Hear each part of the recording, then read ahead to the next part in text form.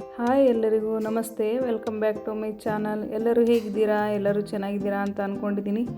ಬನ್ನಿ, ಇವತ್ತು ಸ್ಪೆಷಲ್ಲಾಗಿ ಚಿಕನ್ ಗೀ ರೋಸ್ಟನ್ನು ಮಾಡ್ತಾಯಿದ್ದೀನಿ. ತುಂಬಾ ಚೆನ್ನಾಗಿರುತ್ತೆ. ಚಪಾತಿಗೆ, ರೋಟಿಗೆ, ಹಾಗೆ ನೀರು ದೋಸೆಗೆ, ರೊಟ್ಟಿಗೆ ಚೆನ್ನಾಗಿರುತ್ತೆ ಕಾಂಬಿನೇಷನು. ಬನ್ನಿ ಚಿಕನ್ ಗೀ ರೋಸ್ಟ್ ಮಾಡೋದು ಹೇಗೆ ಅಂತ ನೋಡೋಣ. ಮೊದಲಿಗೆ ನಾನಿಲ್ಲಿ 3/4 kg ಚಿಕನನ್ನು 2-3 ಬಾರಿ ಒಂದು ಸ್ವಲ್ಪ ನಿಂಬೆಹಣ್ಣಿನ ರಸನ ಹಾಕಿ ಚೆನ್ನಾಗಿ ತೊಳೆದು ಇಟ್ಕೊಂಡಿದ್ದೀನಿ. ಇದಕ್ಕೀಗ ಒಂದು 3 ಸ್ಪೂನಷ್ಟು ಮೊಸರನ್ನ ಹಾಕ್ತಾಯಿದ್ದೀನಿ.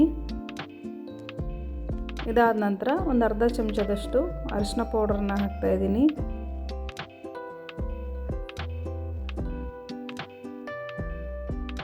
ಹಾಗೆ ರುಚಿಗೆ ತಕ್ಕಷ್ಟು ಉಪ್ಪನ್ನು ಹಾಕಿ ಚೆನ್ನಾಗಿ ಮಿಕ್ಸ್ ಮಾಡಿ ಒಂದು ಅರ್ಧ ತಾಸು ಮ್ಯಾರಿನೇಟ್ ಮಾಡಿ ಇಡ್ತಾಯಿದ್ದೀನಿ. ನೋಡಿ, ಈ ಥರ ಚೆನ್ನಾಗಿ ಮಿಕ್ಸ್ ಮಾಡಬೇಕು.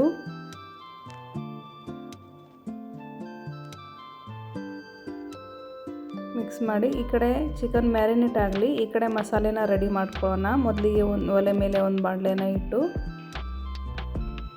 ಖಾರಕ್ಕೆ ಎಷ್ಟು ಬೇಕು ನೋಡಿ ನಿಮಗೆ ಅಷ್ಟು ಖಾರಕ್ಕೆ ಒಣ ಮೆಣಸನ್ನು ಹಾಕಿ ಚೆನ್ನಾಗಿ ಡ್ರೈ ರೋಸ್ಟ್ ಮಾಡ್ಕೊಳ್ಬೇಕು. ಇದಾದ ನಂತರ ಮಿಕ್ಸಿ ಜಾರ್ಗೆ ಹಾಕ್ಕೊಳ್ಬೇಕು. ಈಗ ಮಸಾಲೆ ಹಾಕಬೇಕು. ಇದಕ್ಕೆ 2 ಸ್ಪೂನಷ್ಟು ಧನಿಯಾ ತಗೊಂಡಿದ್ದೀನಿ, ಅರ್ಧ ಚಮಚ ಜೀರಿಗೆ, ಸ್ವಲ್ಪ ಮೆಂತ್ಯ ತೊಗೊಂಡಿದ್ದೀನಿ, ಹಾಗೆ 4 ಲವಂಗ, ಹಾಗೆ ಒಂದು 10-15 ಕಾಳು ಮೆಣಸು, ಸ್ವಲ್ಪ ಚಕ್ಕೆನ ತೊಗೊಂಡು ಇದನ್ನು ಕೂಡ ಸ್ವಲ್ಪ ಡ್ರೈ ರೋಸ್ಟನ್ನು ಮಾಡ್ತಾಯಿದ್ದೀನಿ.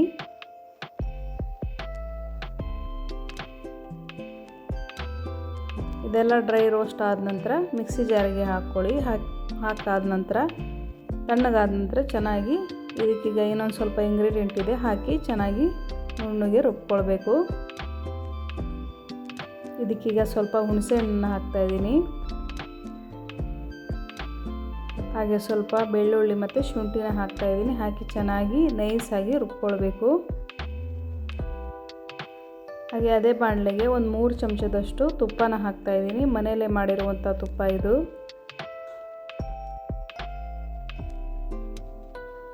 ತುಪ್ಪ ಕರಗಿದಾದ ನಂತರ ಮ್ಯಾರಿನೇಟ್ ಮಾಡಲಿಕ್ಕೆ ಇಟ್ಟಿದ್ವಲ್ಲ ಚಿಕನ್ನು, ಅದನ್ನು ಇದಕ್ಕೆ ಹಾಕಬೇಕು.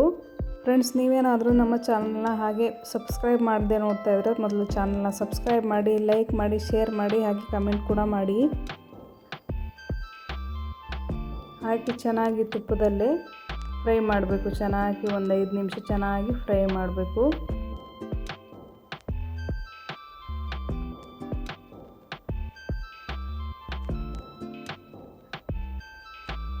ಚೆನ್ನಾಗಿ ಫ್ರೈ ಆದ ನಂತರ ನೋಡಿ ಮಸಾಲೆ ಈ ಥರ ನೈಸಾಗಿ ರುಬ್ಕೊಳ್ಬೇಕು.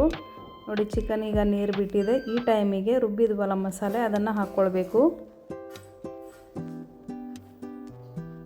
ಹಾಕಿ ಚೆನ್ನಾಗಿ 1-2 ನಿಮಿಷ ಫ್ರೈ ಮಾಡಬೇಕು.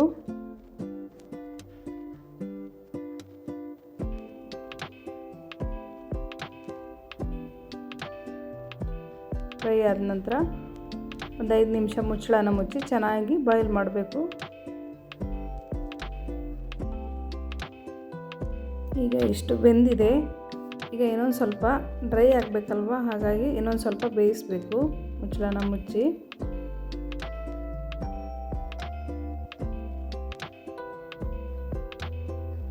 ಈಗ ಗ್ರೇವಿ ಥರ ಕಾಣ್ತಾ ಇದೆ ಅಲ್ವಾ, ಈ ಟೈಮಿಗೆ ಸ್ವಲ್ಪ ಕರಿಬೇವಿನ ಎಲೆನ ಹಾಕಬೇಕು. ಹಾಕಿ ಈ ಥರ ಓಪನೇ ಇಟ್ಟು ಇದನ್ನು ಡ್ರೈ ರೋಸ್ಟ್ ಮಾಡಬೇಕೀಗ. ಮುಚ್ಚಳನ ಮುಚ್ಚದೆ ಹಾಗೆ ಓಪನ್ ಇಟ್ಟು ಬೇಯಿಸಬೇಕು ಸ್ವಲ್ಪ.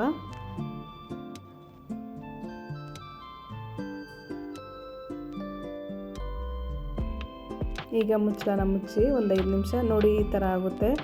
ಗ್ರೇವಿ ಥರ ಇರುತ್ತೆ. ಇನ್ನೊಂದು ಸ್ವಲ್ಪ ಡ್ರೈ ಆಗಬೇಕು ಅಂದರೆ ನೀವು ಇನ್ನೊಂದು ಸ್ವಲ್ಪ ಓಪನ್ನ ಇಟ್ಟು ಬೇಯಿಸ್ಕೋಬೋದು. ನೋಡಿ, ಟೇಸ್ಟಿಯಾಗಿರುವಂತಹ ಚಿಕನ್ ಗೀ ರೋಸ್ಟು ರೆಡಿ ಆಯಿತು. ಮನೆಯಲ್ಲಿ ಒಂದು ಸಲ ಟ್ರೈ ಮಾಡಿ ನೋಡಿ ಫ್ರೆಂಡ್ಸ್. Thank you.